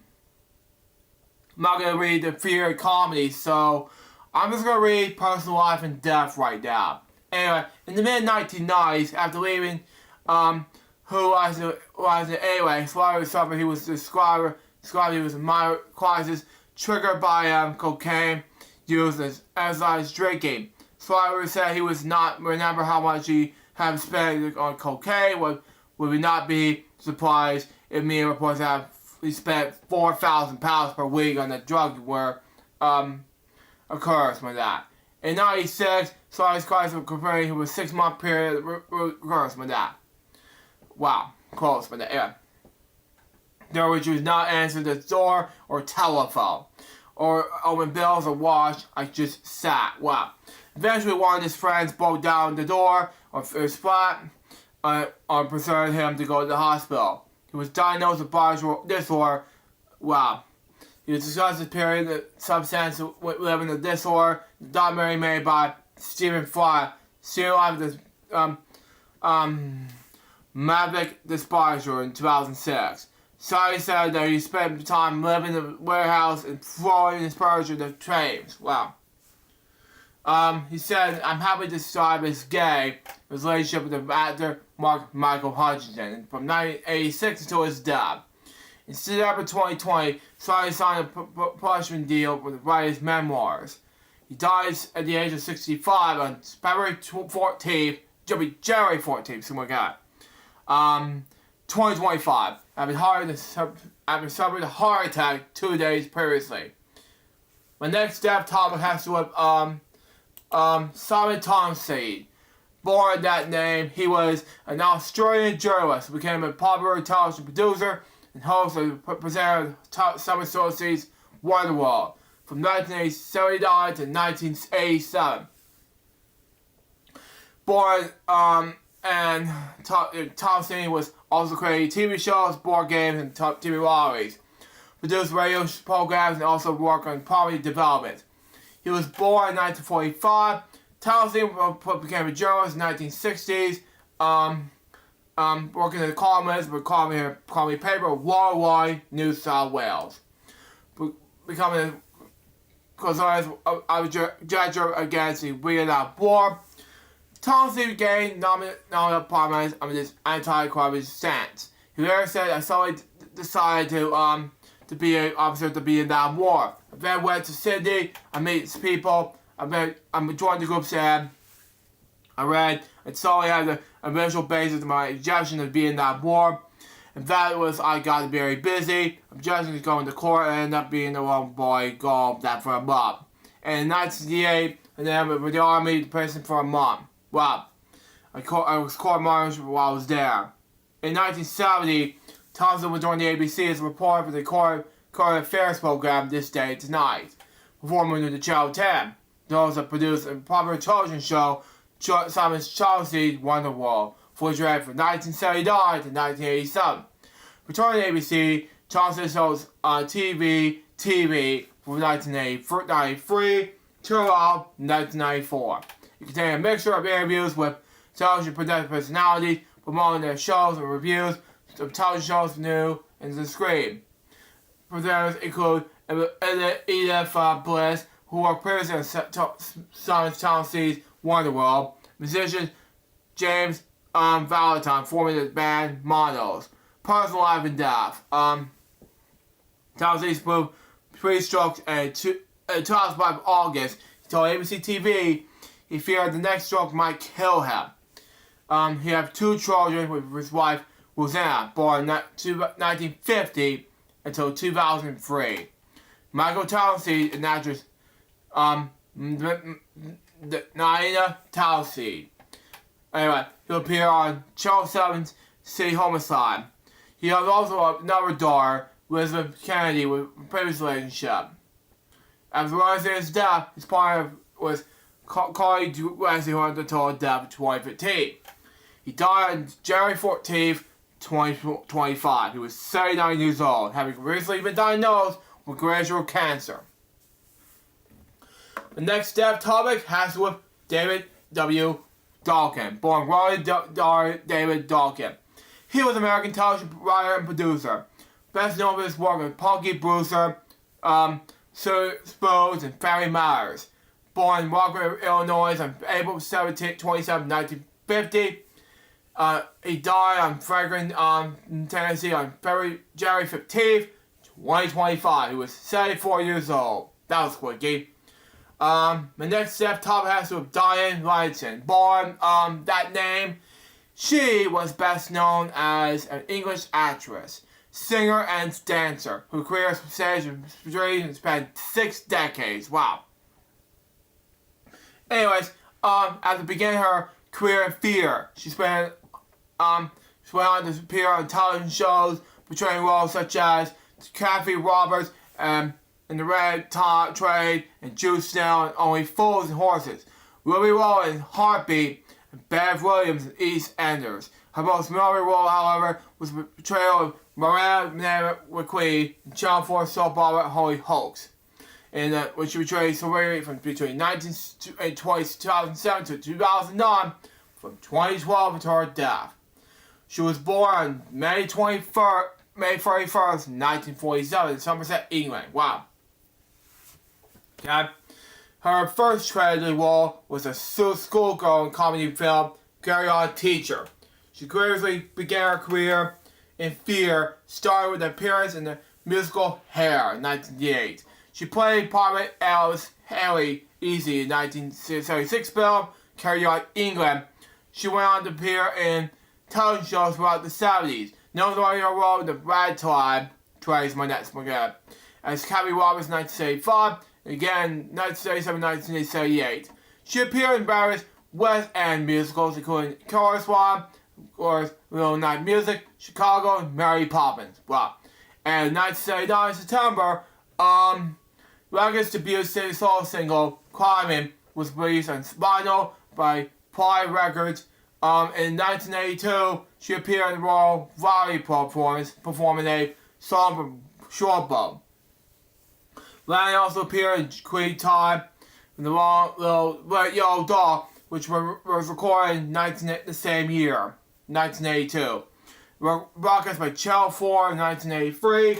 She was also, between 1985 and 1986, she was also appearing Only Fools and Horses as June Snell, for girlfriend Joe Boy. And in 1987, she created the role of Angel and Epps from that, The Rink. And in the form Fear in Manchester, and role she was inspired in 1988 West End Transfer. She appeared in the musical in 2004, Belgrade Fear, and Grace from that. But this time she played the role of Angel's mother, Anna. However, notable television appearances include Ally Smith and Jonas, Burgard, Minder, Carry On Live in the Bill.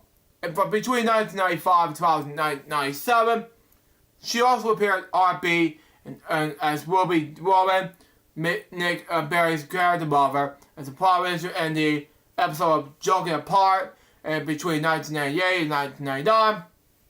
She appeared in Eddie Sanders and Sadie Beale's mother, B. Williams. Okay? She also appeared in London's cast Billy Elliot as Grandma, and to find her in the Old Woman, One Woman show, Let There Be Latin. In 2007, she began portraying the role of Nana McQueen in the Channel 4 soap opera Holy Oaks, a role she played exclusively until her death on January 15th, 2025. She was 77 years old. The next step topic has to do with this own director, filmmaker, and visual artist, musician, actor. I'm talking about David Lynch. Born David Keith Lynch, he received acclaim for his films, which are distinguished by story, dreamlike qualities. The career spanned more than 50 years. He was awarded numerous awards, including Golden Lion for Lifetime Achievement and the Venice Film Festival in 2006, and now he was at Academy Award in 2019. Described as a visionary, Lynch was considered one of the most important filmmakers in this area, because I'm a filmmaker, by the way. Anyway, Lynch was studied paid before he began making short films in the late 1960s. Anyway, his first feature-length film was a pen film, Eraserhead, in 1977, which saw a success with the Midnight Movie. He was also nominated for the Academy Award for Best Director for biographical drama, The Elephant Man in 1980, and noir thriller, Brurilla in 1986, something like that.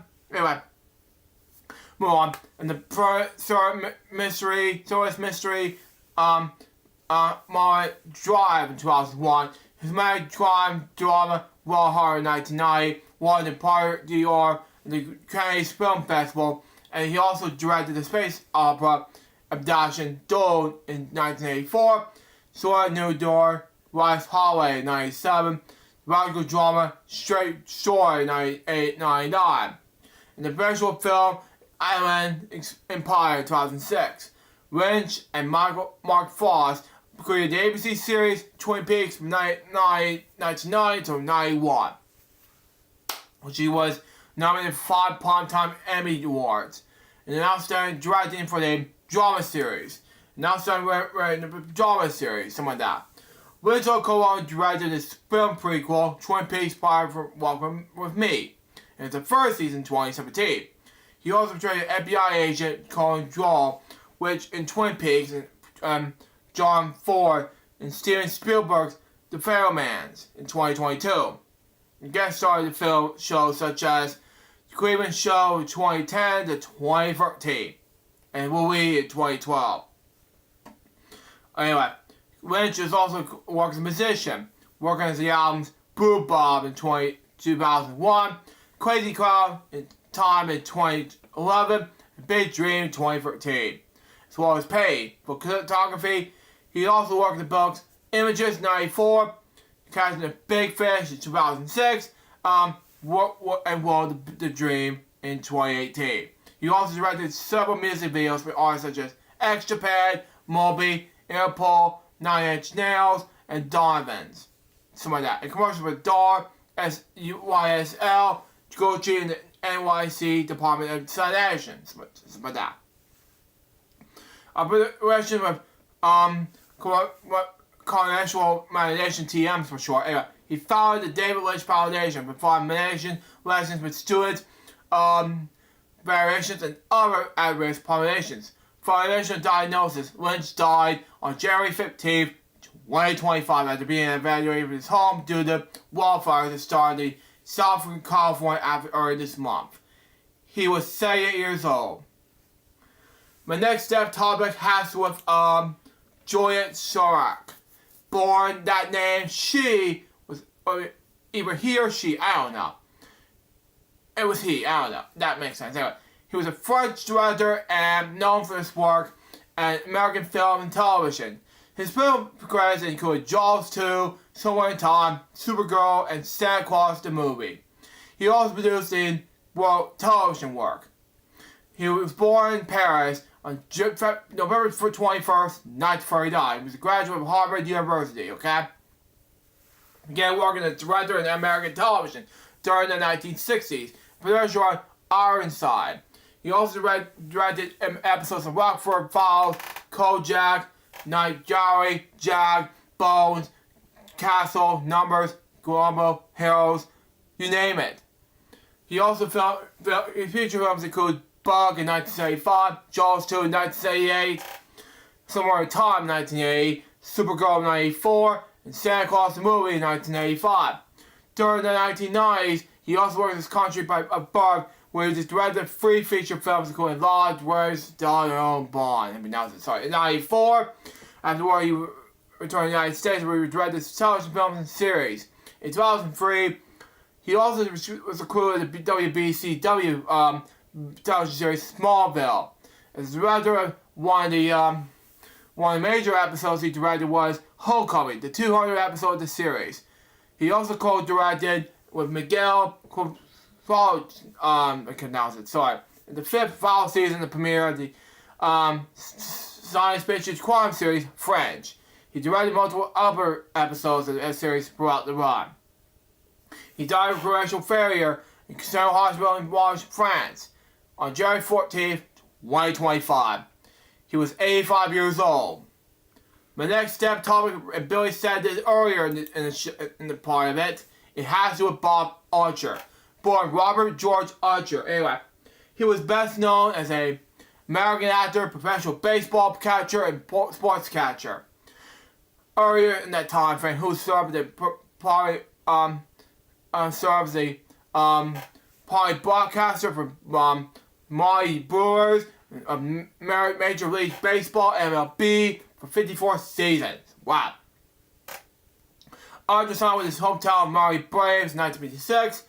Spent several years in minor leagues with Valley clubs before making his major league debut in 1962. As a major catcher, he played Mighty Braves, St. Louis Cardinals, Phillies, and Atlanta Braves from 1962 to 1967. He won a World Series with Cardinals in 1964. After retiring, Archer started his broadcasting career and served as play-by-play announcer of Mighty Braves radio broadcast in 1971. Archer became known for self-polarizing wit and became a radio fixer and late night talk shows. In the 1970s and 1980s, Ferry bedubbed Mr. Baseball by TV talk show host Johnny Carson. He hosted several sports blooper shows and had an athlete career that includes his role as George Owens in television programs such as Mr. Balberry and the play-by-play announcer Harry Dole. And he's filmed Major League and his 2 sequels. Archer was honored by the National Baseball Hall of Fame with his 2003 Ford C. Frick Award in regulation of the broadcast career. He died on January 16, 2025, which is yesterday. He was 9 years old. My next step topic has to do with Joan Pollard. Born Dame Joan Ann Pollard, born as Oliver, best known as that name. She was an American-English actress whose career spanned over 6 decades. Wow. She received several accolades, including the 2 Golden Globe Awards, a Novel Award, and a Tony Award, as well as nominations for the Academy Award for 2 BAFTA Awards, and then Primetime Emmy Award. She was made a dame by Queen Elizabeth II in 2004. Pollard studied at Old Vic Theatre School before acting on stage at the Royal National Theatre, where she met her husband, Sir Lawrence Oliver. Okay? She had opposite him John Osborne play an entertainer. Okay? In the West End in 1957, on Broadway in 1958, she earned the Tony Award for Best Actress in the Play. And for The Taste of Honey in 1961, she won the Lawrence Oliver Award for Film Art in 1988. She made her film debut in the uncredited role in Moby Dick in 1956. She later won the Golden Globe Award for Best Supporting Actress Motion Picture and was nominated for the Academy Award for Best Supporting Actress in April 1991. She was BAFTA nomination for roles in the Entertainer in 1960 and Quaz in 1977. She was also acted in films such as Uncle Bayaz in 1953, Three Sisters in 1970, Obligation in 1990, Des Maz in 1993, 101 Dalmatians in 1996, JRE in the same year, Tea with the Monstery in 1999, Bring Down the House in 2003, Mr. Paffy in the Carman in 2005. She's also voiced the roles of children's films such as Dinosaur in 2000, and Curious George, which we'll be doing that in 2006. Anyway, she's on television. She was nominated for the Primetime Emmy Award for the Outstanding Supporting Actress in a Limited Series or Movie. Won the Golden Wall Award for Best Supporting Actress, Series, Motion Miniseries, and Television Role, Film, something like that, and for a role in HBO's television film, set in 1992. She retired from acting due to a masturbatory possession in 2014. She also made her final film appearance in the documentary Double Like a Dame in 2018. She died yesterday. She was 95 years old. My last one is going to be celebrating its 5th year, and I have to say it, Jim Lehrer. Now, I have to say it 5 years ago this next week, and we have to talk about this, and just be honorary one, okay? Now, who is Jim Lehrer? Well, we're going to go deeper on this one. PBS NewsHour co-founder Jim Lehrer, the giant in journalism, known as technically and dedication to simply delivering the news, died peacefully in his home 5 years ago, next week, on this upcoming Thursday. He was 85 years old. For Jim, being a journalist, it was never been a self-indulgent. He always told them who's working with him, it's not about us. But night after night, Jim, the example like being yourself, George, writer, family man, says you're high caller indeed. Now, that's all we're going to talk about with death topics. Let's have a moment of silence in fresh regards to not one, not two, but a lot of death topics I just mentioned earlier, right now.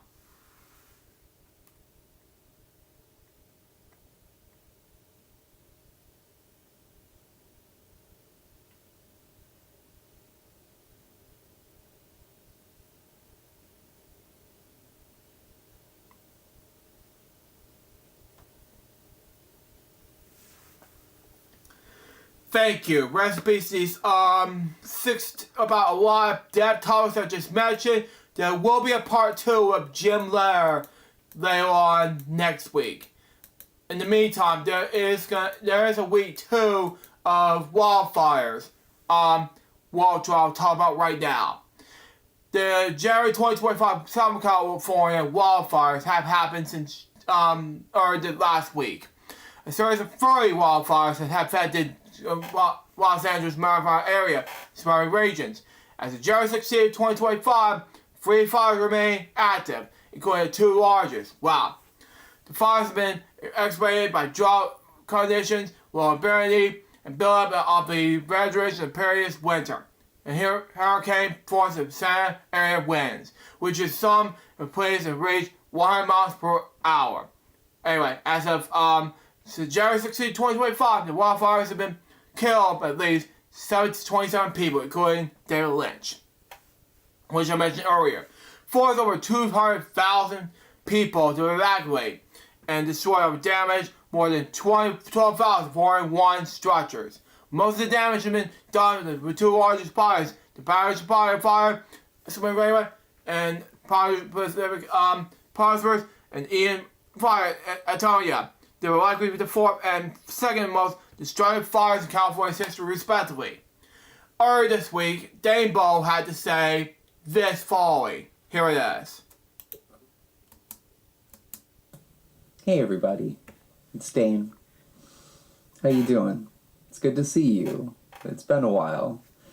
I usually don't do this kind of thing, sitting in front of the camera, direct address sort of thing. I was thinking about it, and I think the last time I did it was probably over a year ago when I was on Smosh's channel and Anthony Badia's channel and came out to the world. And wow, what a crazy, crazy year it's been. And doing that was like one of the scariest things that I've ever done. And I've been thinking a lot about that lately because in the last week, I've gone through something that was far scarier. So I was one of the people that had to evacuate. And to say that was like one of the most surreal, horrifying, and crazy times I've ever experienced is an understatement. So last Monday was already kind of a huge day because I was going to begin fostering a new dog named Finn. He's on the chair behind me. Can't really see him here. Hold on. There he is. Yep, he's going to start licking his butt now, of course. He and his sister Sadie came here from Michigan. They road tripped the whole way here. Obviously, they didn't drive themselves.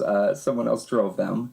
But they got here, we got introduced, we spent some time together, and to help Finn get adjusted to the new situation, we decided that I would hold on to Sadie for a couple days. Also wondering, hey, Sadie, don't. No, not right now, please. I'm doing things.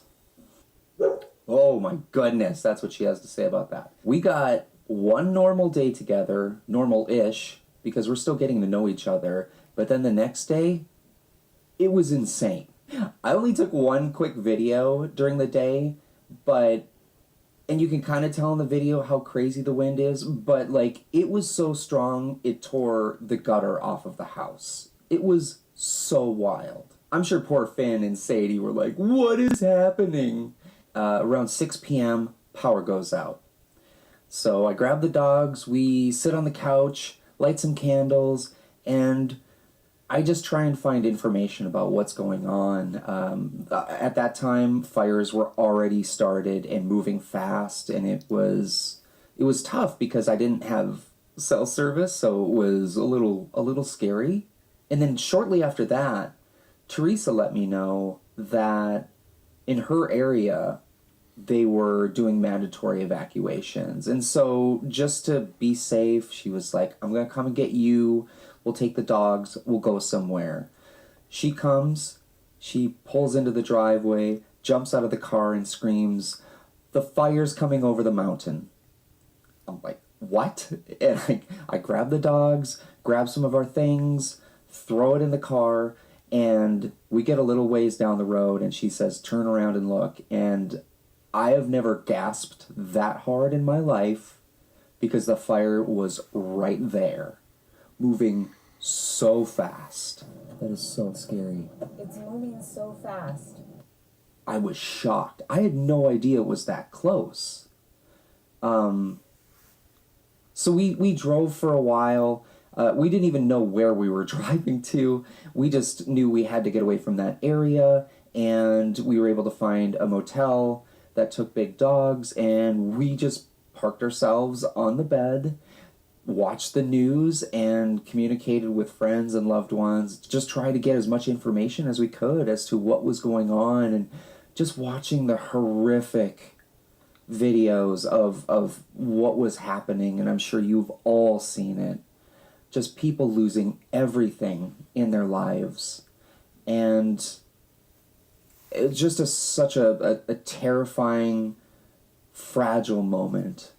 It really, one of the things it really made me think of is just how fragile our lives are. The next day we were able to go back to Teresa's, and it was so close. So close. We found out that the next door neighbor's garage had burned down. A house a few doors down also burned down.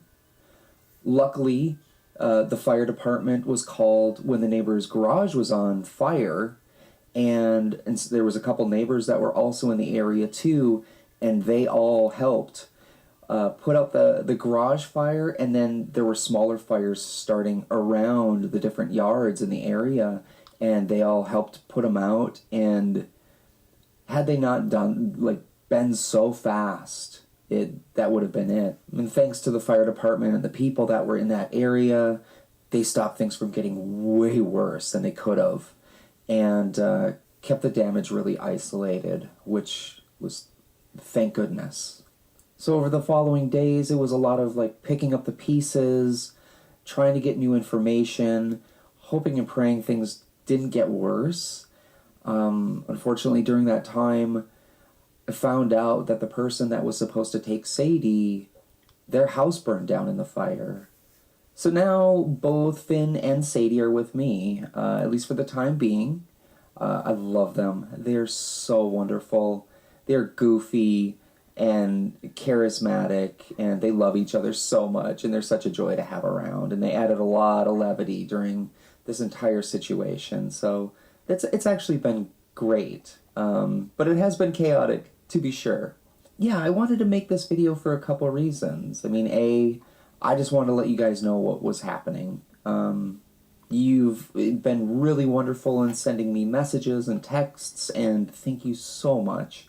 It really means the world that so many people care, and to see people coming together for this cause, fighting all of this, and rebuilding and helping one another. It's such a horrible thing, but to see people come together, that's what really matters. It's not a time to be divisive. It's not a time to point fingers and hate each other. It's a time to come together. And thank you to all of those that do, and to all those that care. I just also wanted to say that during this time, it's been really hard to work, and that new videos might be few and far between in the coming weeks. I'm doing my best. I'm trying. It's been a lot. And now with the Santa Ana winds ramping up again, we don't know if it's going to get worse again. We have to stay on alert. Hopefully not. Fingers crossed. I was going to say, too, if you so desire, there's lots of places that you can donate to, like the Red Cross or the Humane Society, things like that. I'll put some links down below to different places that are helping the area and helping people in need with water, shelter, pets, whatever it might be. Even if it's just a couple bucks, it can help people that are in need right now. Again, thank you so much for caring and understanding and reaching out. It really, really does mean a lot. So, take care of one another. Love one another. Bye-bye. So that was it, and I wrote a comment stating that this, and it said, "Stay safe, Dane." Like I said, I was watching a PBS NewsHour and covered this on my Friday show last week, and the same way how like this week earlier. So much prayers for you and the Northern Orange Kitchen crew, something like that on this difficult time. And Dane loved this post, and I hear you agree with me on this part. So, Remix, what are your thoughts on... Oh, he hung up. Okay, here I go. Okay. Well, okay, that's fine. This last news report I'm going to talk about is basically, Nintendo Switch 2 has become reviewed, and it's, more details are coming on April 2nd, he said earlier in the show, and what might be coming there, and yeah, the Switch 2 is real, and it looks like just like it leaks said it would. Well, it's true, folks. Nintendo has been promising a follow-up to Konami's popular Switch handheld for over a year. Wow. And it's here at last. The Switch 2 has been reviewed and is coming this year. Nintendo's not telling us more until April 2nd, okay? But now let's hear the trailer. Yes, there's a new Mario Kart. Yes, there is a lot of existing Switch. But there's also a chance to register on earlier today. For free tickets to demo the Switch 2 and location of the world starting this in April. The original Nintendo Switch announced on 2016, but released March 7, 2017. Feel like a total surprise will be involved mobile design and snap-on controllers. The Switch 2 is not so much something new as an overdue sequel to the same idea. Better graphics, better controls, better performance, while as DD dock mode is part of what we call make the Switch 2 seem compelling. But Nintendo's only showing a tease of the Switch 2 for now. Here's what what we can see already. The Switch 2 is bigger with a bigger screen. There are two USB-C ports now, one at the top, one at the bottom. There can be a lot of glass connections, maybe. They could extend the handle-like shape now. The clients all the way back. Yes, there was a handphone jack. Okay. Wow. Okay. Crystal chargers are accepted. Corridors are a simple shape, and what likes to be two sets of short buttons are now detached. There's also a different docking pin connector. This one seems to might snap on the controller on the console controller accessories for that. There's a new Mario game out. The Switch 2 also accessory games. It will play Switch games in the digital and the cartridge form. But Nintendo warns not all previous games will be compatible. Wow. Okay. How's the Nintendo Switch 2 experience? Well, Nintendo also hosting a hand-on experience in several cities in April, but the dates are already listed. January 7th, 3 p.m. Eastern, 8 p.m. Global MT. You can register with the Nintendo account with a free ticket. Experience of locations. New York on April 4th to 6th month. Los Angeles, April 11th to 13th.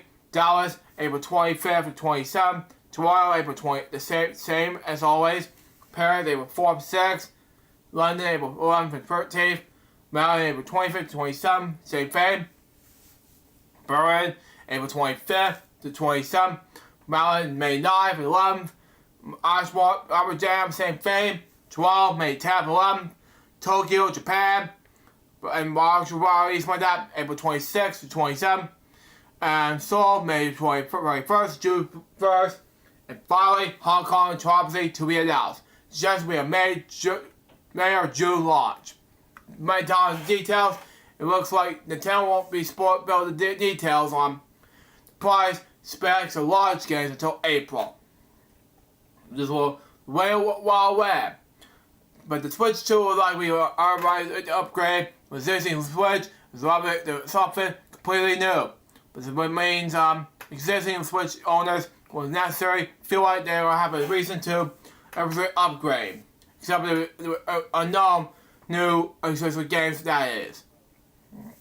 Nintendo's landscape has usually have been heating up lately. especially with the powerful Windows and Steam PCs, game handhelds, delivering games on the go. Sense Switch 2 has more competition than before, but also has a gaming landscape around it that's much more geared to the idea of handheld than ever before. That is my game topics for today, and that was today's episode of Elgin Fridays. Sorry, Remix had to go somewhere, so I know it's hard for Remix to say goodbye to us, so it's challenging. Anyway, I'm not going to read notes today, but we'll have more notes next week, but that's just me. Stay tuned for the next one, which will be the second part and final part of 5 Years Without Jim Lehrer. Till next time, suggest by baby, go Elgin Fridays because we soon say out. See ya.